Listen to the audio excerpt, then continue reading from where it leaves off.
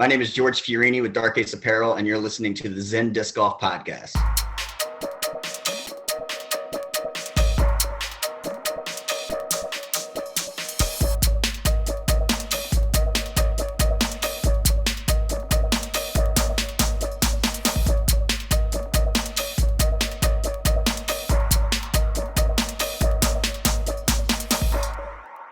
Hello, disc golf friends and family, and welcome to episode number 10 of the third season of the Zen Disc Golf Podcast. Wow, 10 episodes in under 2 months. Huge shout out to all the guests that have been on so far and been so kindly enough to take their time to sit down and chat with me. Scott Stokely, Eric McCabe, Robin Vielman, James Conrad, Greg Barsby, Chris Norica, Vanessa Van Dyken, Jesse from Trash Panda. Thanks all you guys for helping me deliver great content to the listeners. But most of all, thank you listeners for keeping this thing going. Today I'm talking to George Fiorini, who runs Dark Ace Disc Golf Apparel out of St. Louis, Missouri. George has come up with some really cool metal-inspired designs and hope to attract more metalheads out to the course to bang heads and bang chains. So, but stay tuned after the show where I reveal some of the discs that I'm going to be giving away soon. But now, George Fiorini, Dark Ace Apparel. Hello, everybody. It's Metal Monday. And because it's Metal Monday, I'm talking to George Fiorini of Dark Ace Disc Golf. What is up, George? What's going on, man? I did not even think about it being on Metal Monday. It's been a perfect day. What's funny is everybody's sitting at home going, it's Wednesday. It's Wednesday night. Totally Wednesday. When this aired. Yeah. When we recorded it. It may not have been Metal Monday. When we recorded it, it's Metal Monday. And so the reason we're laughing and joking about that is because George runs an apparel company called Dark Ace Disc Golf. And George, you know where I first heard of you, and maybe some people do, but a lot of people probably don't. The Greg Barsby podcast. Yep. So it's kind of a fun way how this kind of interview or podcast has come up. Basically, I was talking to Greg and we were saying, you know, disc golf needs more metal in it. You know, we were just laughing about it. And he said, yeah, my boy over there at Dark Ace Disc Golf has a hoodie and it says something like, play disc golf, listen to metal, play disc golf. And we were laughing about it. And after the podcast aired, Dark Ace Disc Golf friends me. Because I had to. So I went over to the IG. I'm checking it out. I'm checking out the website. And I'm like, all right, well, it's already been announced on the podcast. You've already been mentioned. Let's bring you on. And we texted back and forth a whole bunch here in the beginning. And here you are. So welcome to the show, George. I had a friend of mine reach out to me and basically was just like, hey, I don't know if you've heard but Patrick has his podcast going again, and Greg dropped you guys on there. And I'm all about listening to podcasts as it is anyway, my drives to work and whatnot. So found that, listened to that podcast with Greg, which was awesome, of course. And one of my favorites. Yep. Found out that you used to play in an awesome band as well. Hold on. Media Violence. That's right. That's right. Here, let me see if I can. Yeah. Nice banner. Now I got to get the camera just right again. Yeah, that's the old tapestry that used to hang behind the stage. So that's awesome. It's now a curtain. I'm a 40-year-old man with a tapestry as a curtain. I wish I had curtains as cool as that. I think mine are generic IKEA ones probably. But yeah, I played in a industrial metal band for, 2001 is when I started it. Kind of retired in 2009. Been working on a new record this past year, so we'll see what happens. Yeah, and you do everything in that band too, don't you? Yes, I am the Trent Reznor of this band. So dope. Dude, the drums. I'm a drummer, so the drums on that record were just like.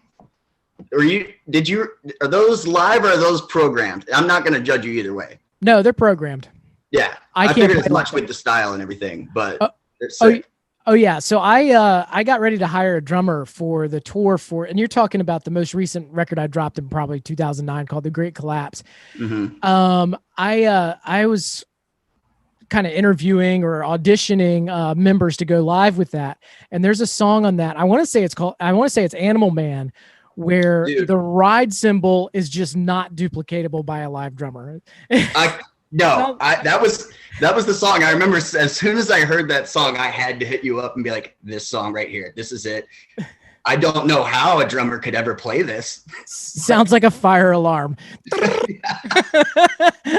Oh man. But we kind of touched base on that, kind of found some common ground in that. And I said, let's bring old George on the show. Let's talk some disc golf. Let's talk about his clothing company, and we'll see where it goes from there. So George, how'd you get involved playing disc golf, first of all? So I've only been playing for just over 2 years. Basically, a couple of buddies of mine, we were all out one Saturday night, and I work in the bar industry. So my Saturday nights are, when I have one off, are treasured, but my Sundays are always off. And they were like, hey, what are you doing tomorrow? We're going to go throw discs in the woods and play disc golf. And I'm like, I have no idea what that is, but I'm always looking to try something different. So yeah, I went out and they took me to, my first course ever was at Jefferson Barracks here in St. Louis. Arguably one of the harder courses in the area was where I went to go play my first round. And they gave me a Champion Firebird, which I still have to this day. Great first timer disc. Okay. All sarcasm. Kind of. I was gonna say, kind of overstable for a first. Yeah. No, all sarcasm there. Yeah, I was instantly hooked. Even though, like, obviously the first time doing it didn't play all that great, but there was just something about getting out there and doing something different with friends, and that kind of like camaraderie and friendly competition that just hooked me instantly. So sure. Yeah, that was just over 2 years ago. And about a year in is where basically I was going around, playing all the time and watching all of the coverage that I possibly could. And when it came to looking at what everyone was wearing, it was like a lot of like brighter colors and, things that were geared more towards like, this isn't derogatory whatsoever, but like either like hippies or like pseudo jocks, which awesome for people that are into that, but there was nothing that kind of like represented me as like a metalhead. And so I just thought it would be hilariously awesome to combine the two, because you just wouldn't ever think of those words being combined together. And yeah, we just spitballed it and came out with commissioned some artwork, and then came out with some stuff. And the mindset was like, hey, if our group of friends wears this, awesome. If some people want to pick up on it, cool. And yeah, just over a year into it, and it seemed to be doing pretty well. And we found a niche within a niche. So yeah, absolutely. Well, first of all, playing for only 2 years and then developing enough of a passion to try to, build a business around it. I can always admire that. I talk about it all the time with my guests, how my kind of personality is I get really into something, and then I try to think, well, how can I make this part of my living, or how can I build something and add to this? So if it's music, like when the first time I heard the Melvins, I was like, I want to make sludge metal. The first time I heard Skinny Puppy, I was like, I want to make industrial. Like when it hits me and I go, this is what I want to do. And disc golf did the same thing for me. But I don't know if I'll ever be talented enough to be a pro or have enough time. But what else can I do creatively? And actually the first company, not a lot of people know this, but I actually had a company before Zen Disc Golf related to disc golf clothing, and it was called Birdshot Disc Golf. So I actually started doing apparel and kind of did that for a little while, maybe 6 to 12 months, and then just said, you know what? I'm not really interested in doing this anymore. And then I started writing the book, and that's when everything took off. So I did get started in the apparel game. But also the second part of what you're saying is having clothing that represents all of the diversity that you see on the course, I think is important.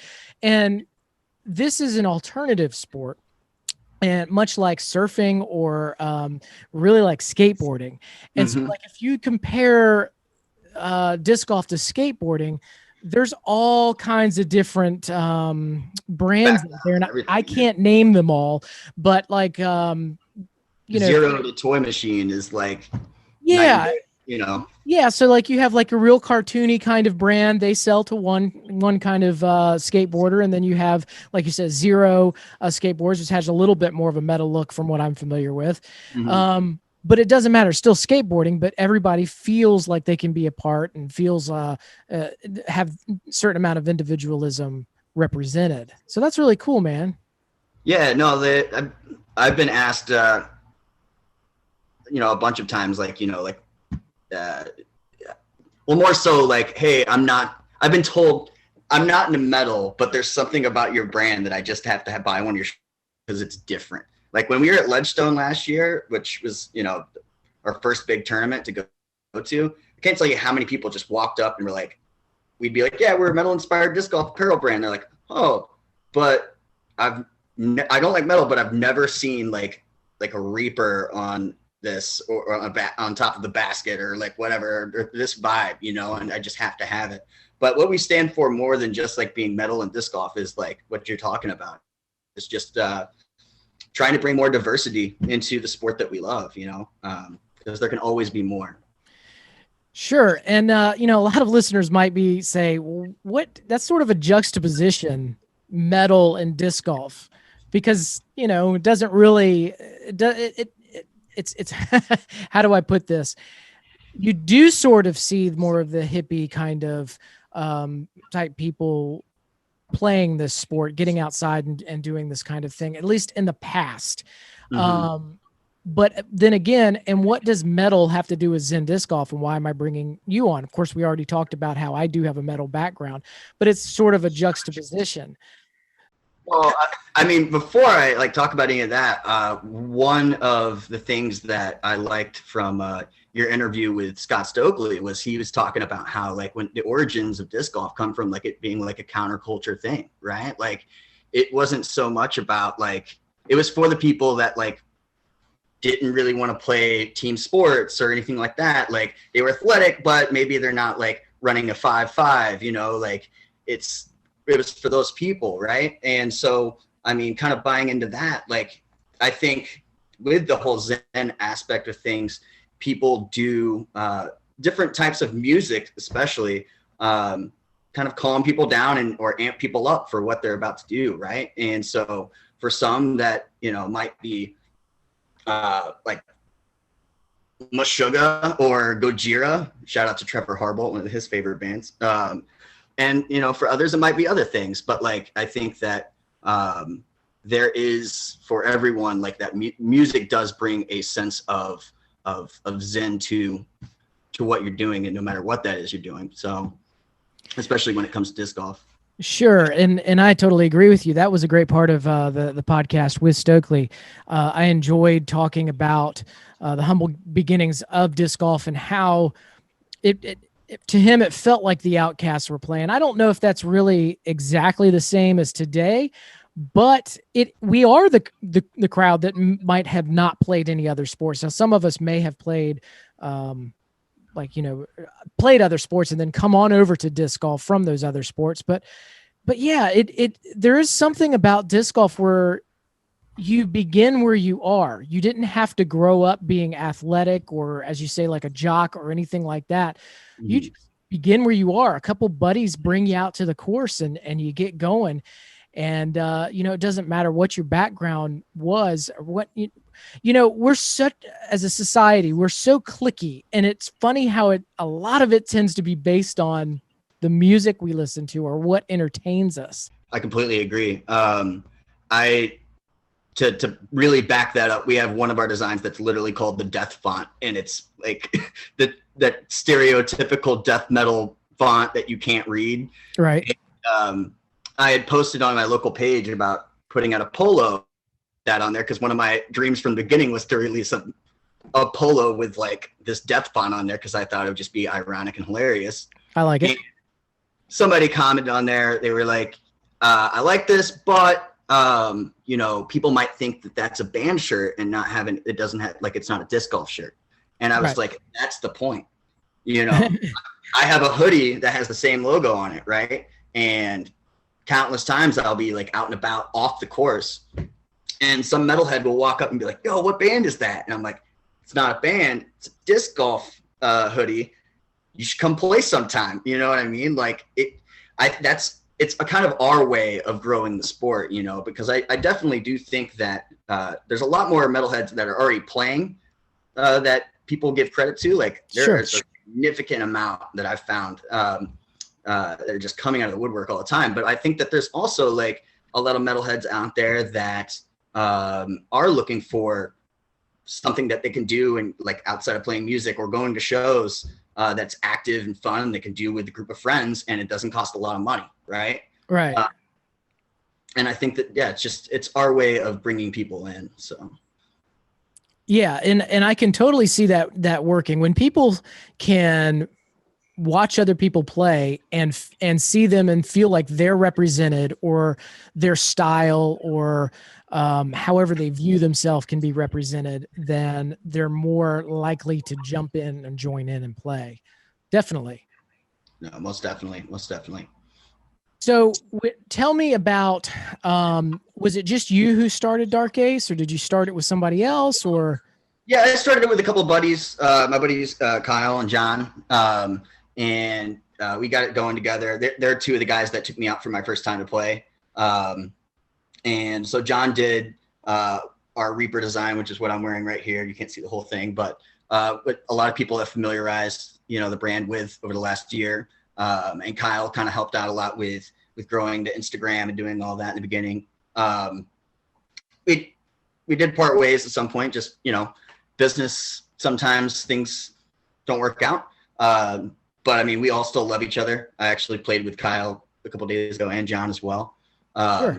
But I definitely couldn't have gotten this going without them. That's for sure. But yeah, now it's me, and I'm talking to a couple of other people that might get involved here soon. But yeah, it's for the last 6 months or so, I would say. I've been kind of trying to grind a lot, and I've gotten a lot of help from my local club, the St. Louis Disc Golf Club, as well as the St. Charles Disc Golf Club. Like, you want to talk about an amazing community that I owe an immense amount to. Like, I mean, and that's another thing about this sport that I absolutely love, is that, you know, even though I was coming in as like, hey, I've got this like metal themed disc golf brand, and I want to work with you guys. I was really nervous about approaching them to like do anything with me, because I was like, this definitely is going to fit their mold. Right. Mm-hmm. And it wasn't even about that. They were just like, awesome. You want to do something for disc golf in our community? Cool. Let's help you, you know, like, so they've helped me organize different events, and, you know, we've done a bunch of work days on courses and stuff like that. But I think that's another big thing that really attracted me to the sport as well, was just the community base, which, going back to, you know, talking about the music scene and everything too, like, I kind of thrive on that. Everybody welcoming everybody. And so you're organizing a lot of events. Can you tell us about some of those events? Yeah. So I did my first tournament this past Halloween. We did a tournament at a New York course we got built here in St. Louis called the Bunker, which is an all woods course that is going to be, it's already awesome. It's still got some love that needs put into it, but I would definitely tell everyone that's listening to keep your ears to the ground about that place. Definitely going to be worth the trip to St. Louis here soon. Right on. But it's on an area of land that it's on the same plot of land as Jefferson Barracks disc golf course in Jefferson Barracks, which is still a currently running military barracks, right? But this specific like area, which is all woods now, used to be like, I think they used to have a pool there, like for, you know, soldiers and their families way back in the day, right? So we were just going through there, and we were finding all of these like just trinkets and types of stuff. And on this one hole, we found a absolutely terrifying little baby doll. And yeah, it was just the creepiest thing. And not even my idea. You would think it was, but somebody took it and put it on top of one of this rock, basically, that was right off of the tee on this hole, and built a shrine to it. And so people, you would basically walk up and offer like an offering to the bunker baby, is what we called it.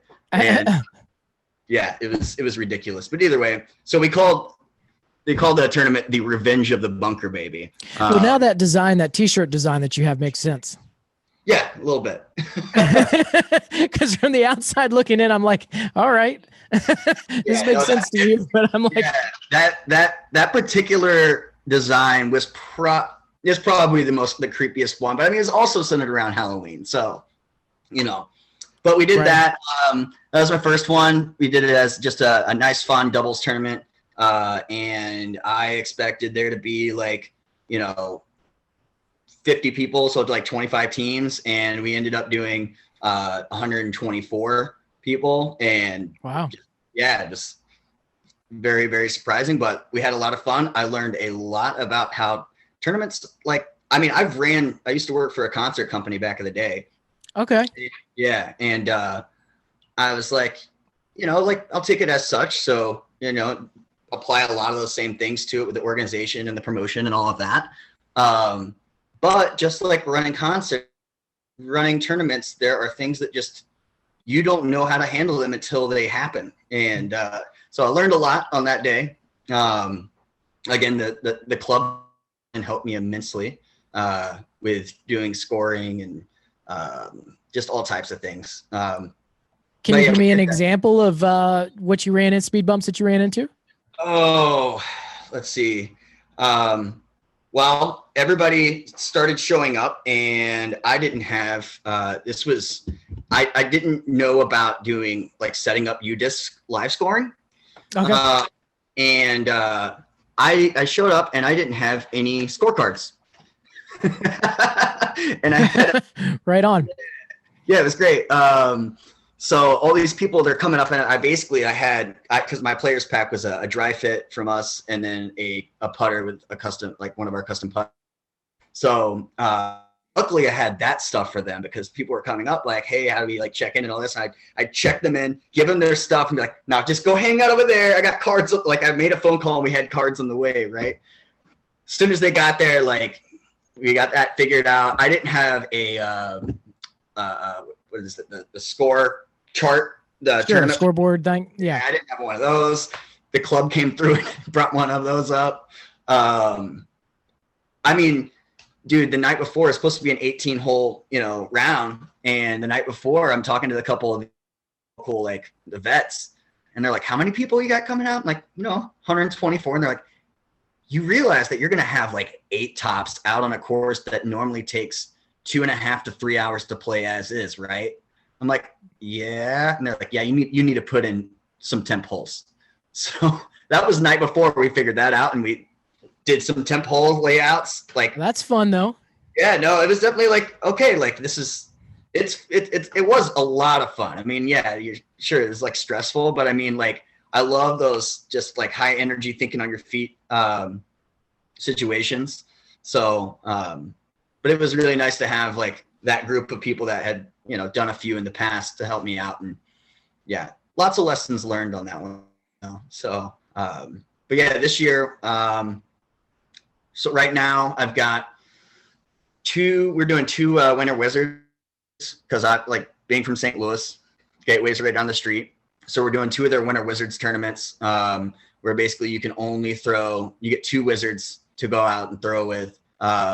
We are doing all short pins at the courses we're doing, but okay, it's just a fun little putter round. And then we are doing another doubles tournament on March 20th. That's going to be a lot of fun. That one's going to be a 27-hole. We're doing 18 at this course called Wilmore, and then the final 9 are going to be in a temp course at a graveyard around the corner. So that's pretty cool. All the bodies have been excavated, so I'm told. So the graveyard's been moved. It has been, but all the tombstones are there. That's so wild. You could yeah.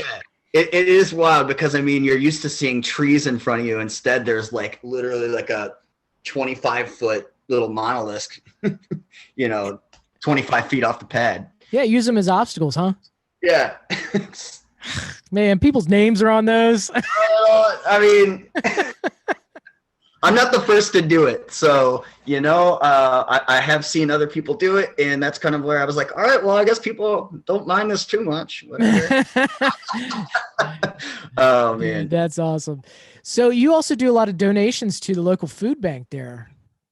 Yeah. So my full-time gig, I work for a St. Louis-based startup called Gift a Meal. Right on.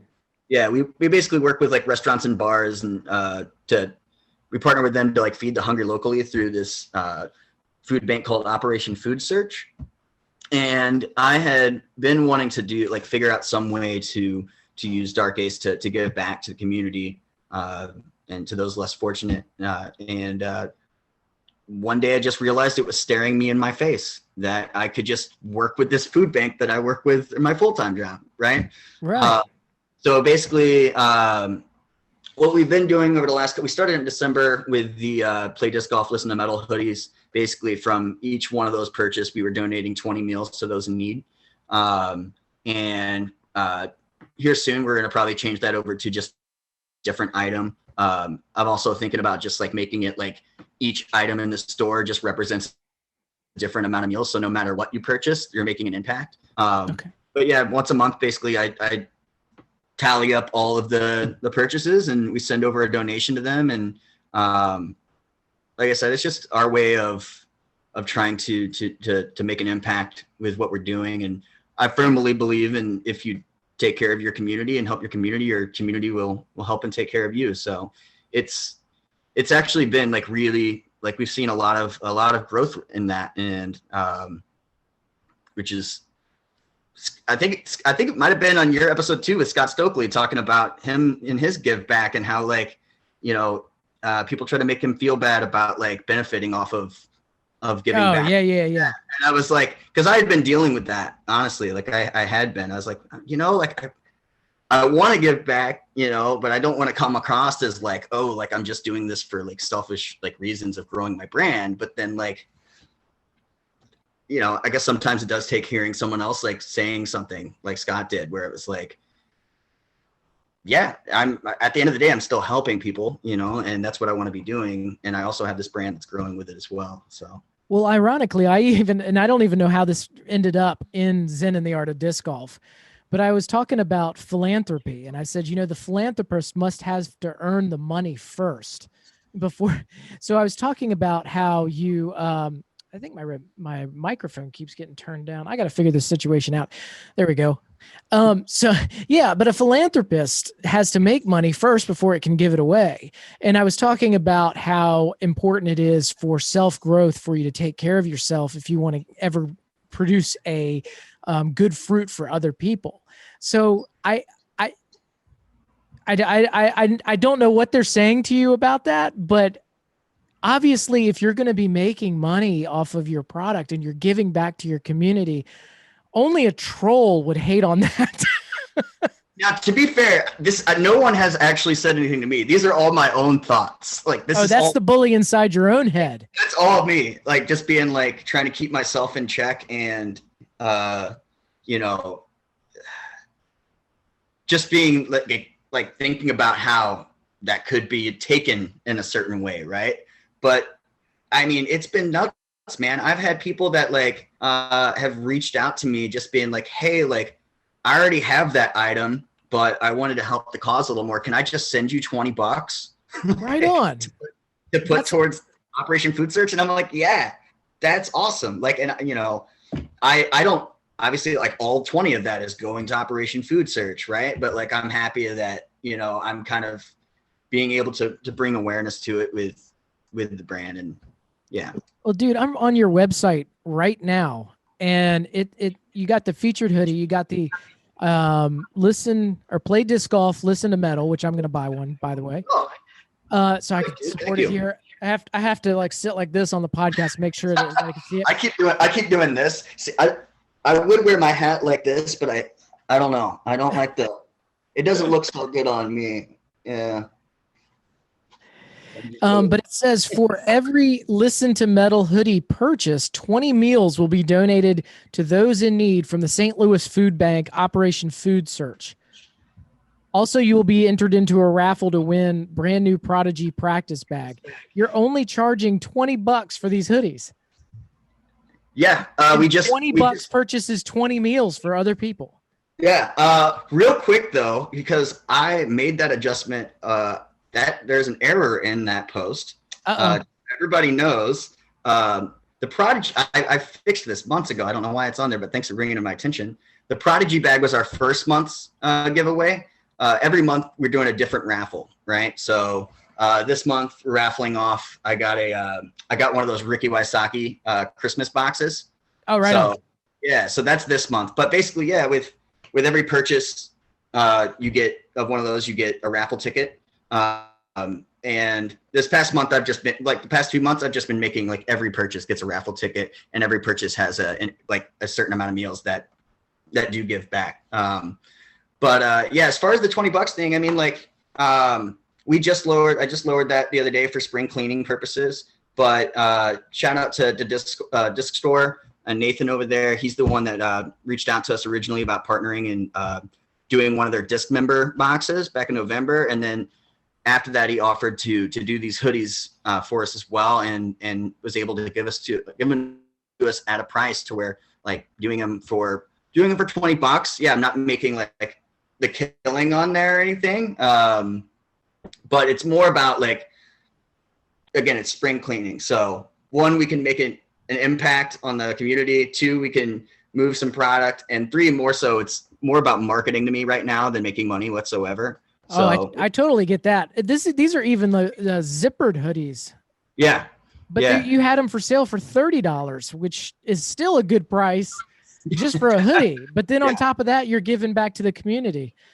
I mean, I wouldn't worry about anybody saying anything about you profiting, also giving back to your community. Yeah. I don't know. Like I said, like I overthink a lot of things. That's for sure.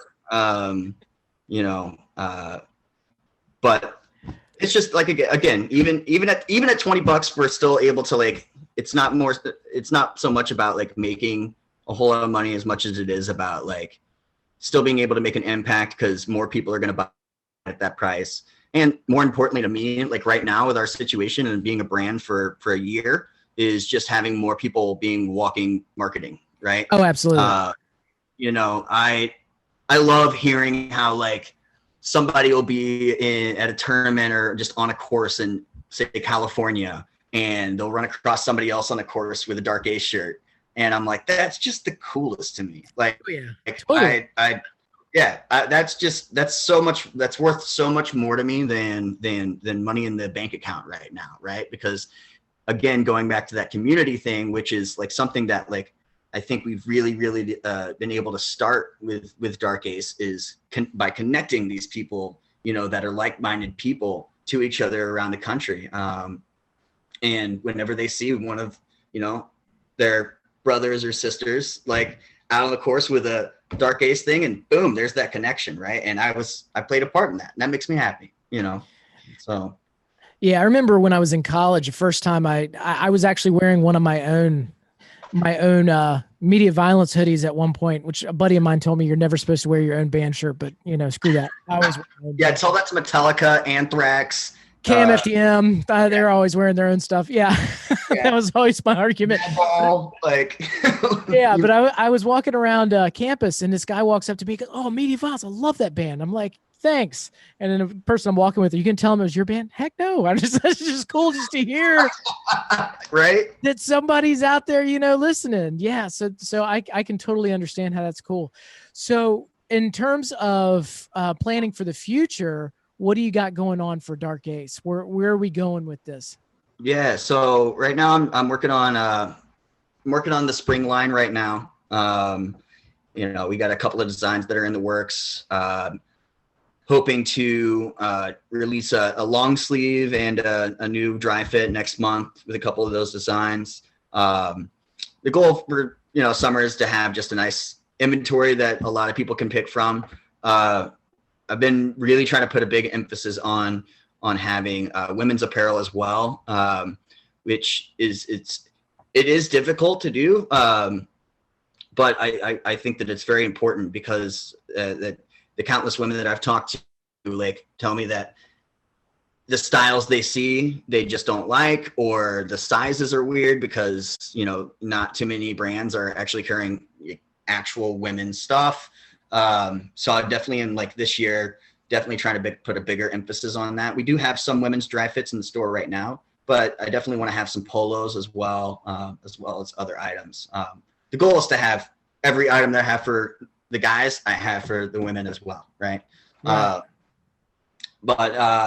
And trying to run a few more major events. So like I am going to be doing a USDGC amateur doubles qualifier here in St. Louis. So that's really exciting.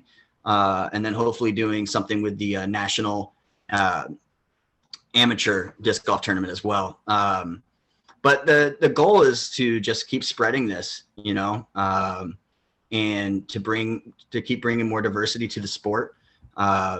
Hopefully as well by, sometime in the next few months, I'll be able to actually start sponsoring some people, which I haven't been able to do just yet due to fiscal means. I have a certain standard that I want to do when I start sponsoring people. I don't know. I want to be able to be like, yes, you are like, this is a legit sponsorship, and I want to put like effort into you, you know what I mean? As opposed to like kind of spreading it out in a bunch of different ways and spreading myself thin on the players as well. Right.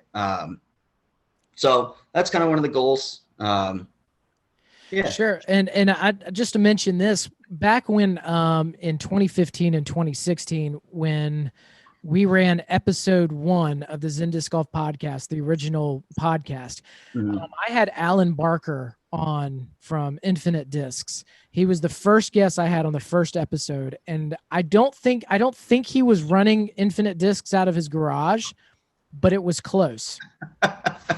So the website, I think, had just hit the web, and to come back now into 2021 and to see what he's doing in that short amount of time. So it's totally possible to do what you say you're doing. So yeah, I'm sitting in my room right now. This is my little shelf. Inventory is pretty much depleted right now. Everything is on the way. But yeah, this is my little room that we have right now. And yeah, we're just starting somewhere. I mean, we originally started with doing like drop shipping because I couldn't afford to place a big order from a screen printer, you know what I mean? Or the risk that was involved too. So it's been a fun ride so far. But that's awesome too. I mean, it takes a real entrepreneur, and there's something definitely to be said about true entrepreneurship where somebody sees a lack of something and says, I can fill that gap. And what you're doing, whether or not people realize it, is you are selling them a little piece of joy, because disc golf brings them joy, metal brings them joy, and you've combined the two things together. And when they make that purchase and it comes in the mail and they open it up and they see the two things together, it's a joyous occasion. Everybody loves to get that package in the mail, and open it up, and it's an experience. And I always think it's so cool. It's like when I was talking to Jesse from Trash Panda the other day. He said, well, I kept waiting for somebody to release a recycled disc and nobody did. He said, well, I'm going to go do it. And that dude, man, it takes a certain amount of crazy to just say, hey, I see a gap and I'm going to go make, back when I started, there was no book about disc golf. And I didn't think that what I was going to do would take off. And now look at me. So it takes a special kind of crazy to do the things that you do and that I've done and that Trash Panda's doing. Well, I mean, first off, I really appreciate those words. I definitely suffer from what they call imposter syndrome. And, to hear it from somebody like yourself that, put out this amazing book, phenomenal book. It means a lot, but I mean, I've been in the bar and restaurant game for almost 13 years and like thought that was like the major path I was going to go down and run bars or become a liquor brand rep or something along those lines. I'm a super like whiskey nerd, but like there was like just something that clicked with, you know, this sport, and then like seeing that, and it's the first time I've ever like taken the chance on putting something out that like is truly me, right? Which a lot of times can be like, it's terrifying because of the fact that like not only is your money on the line, but also like there's like a piece of me every time I put something out, right? Like, oh yeah, going out on a limb. Yep. Yeah, like what's the response to this particular design going to be? Or like if I put it on, you know, if I release these beanies, like are they gonna sell, or like, you know, people gonna just be like, yeah, those we weren't really a fan of that design. So, oh no, now like not only am I like crushed a little bit here, but now I'm like looking at a bunch of beanies for how long, you know? So it is extremely, extremely terrifying. I actually just went through that today because I was we're getting custom Innova disc for that doubles tournament, and I was basically trying to decide on if I wanted to order more on top of the players packs to be able to sell after the fact, and if so, like how many, right? And then like I saw that the inventory that Innova has right now is unsurprisingly very limited, right? And I'm like, I don't know, like if I get like X amount of this disc, right? Like how many of those are actually gonna sell? Like, and actually shout out to Greg. Like I texted him, I was like, hey man, like I need your advice on something. And he called me like, you know, shortly thereafter, and we chatted about it, and he gave me some great advice on like how to handle that situation. You know, that's awesome. Greg's a good dude. So, yeah, no, I mean, which is another like a whole side note of how just privileged I feel to have like met the people that I've met in this sport so far. But like also like, and that's not just because of like who Greg Barsby is. It's more like because of like being able to send him that text and him call me, right? Like same with like, you know, Jeff Irwin, the president of the St. Louis Disc Golf Club, same thing. Like these people have been there for me, like, and I shoot a text and, you know, they've been able to help me. But yeah, I deal with that on a daily basis, just being terrified, which is roundabout way of me saying thank you for the words. But oh, well, yeah, I even wrote about it. I want to say, let me see if I can pull a book out here. Not trying to toot my own horn, but you know, one of the things that I wrote about, I think at the end of Zen and the Art of Disc Golf, was how we're going to grow this sport. And let me just take a second to find it. All right, I found it. It's here on page 212 of the complete Zen and the Art of Disc Golf. I don't know exactly where it is if you just have the Disc and Zen book. It says, the easiest way for you to give is to use the talents you already have to make the world a better place. And so this is in the chapter of how to grow the sport. An old Zen proverb tells of a student going to a master and asking him, how can we bring about world peace? And unexpectedly, the Zen master says, sweep the floor. You see, we don't always need to do big things to improve the world. The little things that we do every day makes our lives better and other people's lives better. Then that multiplies and makes the world a better place. So how does this relate to growing the sport? You can just as easily grow the sport using any talents you already have. Donate your time to other people, teaching them how to play. If you're talented at working with children, develop a program to get children involved in disc golf.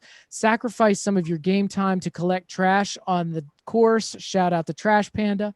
If you're a writer, start a blog or write a book. Shout out to you, Chris Bowden and Tim Stewart, Mind Body Disc.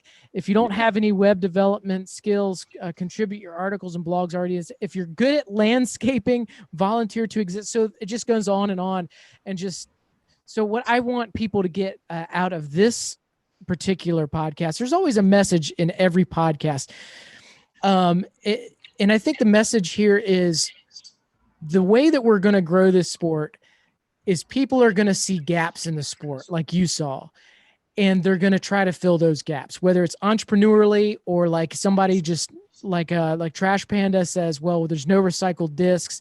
this is how we're going to grow the sport. If everybody works in their own individual way, we all become cogs in a wheel that help to actually grow the real sport of disc golf, not just fill pockets of disc manufacturers.